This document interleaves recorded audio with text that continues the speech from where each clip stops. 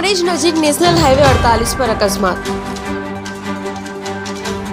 નવી પાડી નજીક કન્ટેનર કટ પરથી વળી રહ્યું હતું ત્યારે બસ ભટકાઈ।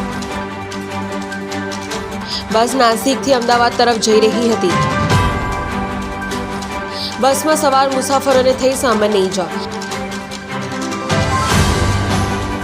વહેલી સવારે થયો હતો અકસ્માત। અકસ્માતના પગલે 3 કિલોમીટર લાંબો ટ્રાફિક જામ થયો। જિલ્લા ટ્રાફિક અને કામરેજ પોલીસે ભારે જહેમત બાદ ટ્રાફિક ખુલ્લો કર્યો।